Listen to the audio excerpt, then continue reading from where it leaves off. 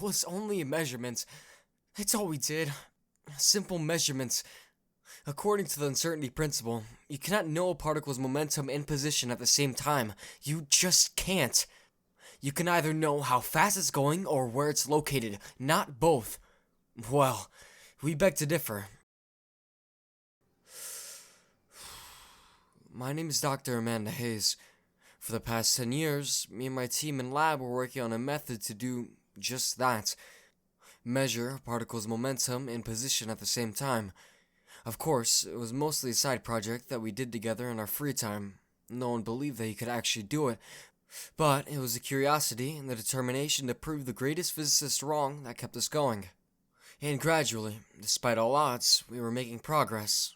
It didn't make sense, but the math was adding up. The devices we built were working as planned. It started to look like we could actually pull it off. Then, one day, we performed a test. We suspended an electron between multiple electromagnets, so essentially it hovered there. One device was measuring the electron's velocity in real time, both magnitude and direction, in extreme precision for every Planck time. Another device, when activated, would measure the electron's position relative to the device within the Planck length. We activated the device, and we had it. The electron's momentum and position at the same time. It was supposed to be a moment of celebration, of a scientific breakthrough. It wasn't. A subtle eeriness filled the room. We didn't actually plan on doing it, but we broke a law of physics. And then, my punishment began. It started small. Over the coming weeks, as we were writing the paper, I noticed various small objects going missing. A toothbrush, car keys, a mug, etc. I didn't really find it unusual at first. I just put it down to me forgetting where I put stuff because of the stress from writing the paper, but it was slowly becoming weirder. My red car became blue, despite my husband claiming that it had always been blue. My birthday changed from 02/05/1983 to 04/05/1983. An entire room was added to our house. I felt I was going insane. One day, roughly 4 months after the test, I headed to the lab to finalize the paper after getting it ready for publication. However, the staff wouldn't let me in. They claim they have never employed a Amanda Hayes and that they had no ongoing research on the uncertainty principle. I came home devastated. My entire career disappeared as if it had never existed. All my research on various topics gone because of a side project. My husband also insisted I never worked at a lab. I don't know how or where he thinks I worked. I didn't ask because I was scared of the answer. How can entire segments of my life just be erased? What else can be erased? I have been staying at home from that day onward. Weird things keep happening. Our cat was replaced with a dog. My hair became a buzz cut. We suddenly had 2 children. We no longer had 2 children, and our house moved to Berlin.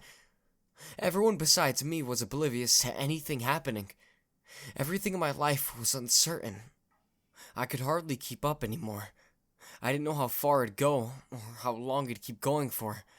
For all I know, I might stop existing entirely. I was terrified. Then, one morning, I woke up to a strange noise. As I was looking for the source of the sound, I noticed my husband was nowhere to be seen. I managed to locate the source of the noise. It was an old 90s style PC that had appeared in one of our new rooms. It was not a model I knew, but I noticed that the PC had a logo with my husband's name. A robotic, monotone scream was coming out of the computer speakers. The computer was stuck on the blue screen of death. I did everything I could, but nothing got it out of it. Despite this, I could feel that he was in there, and I could feel that he was in pain. I wanted to at least unplug the computer to deliver him from his torment, but the computer wasn't even plugged in to begin with.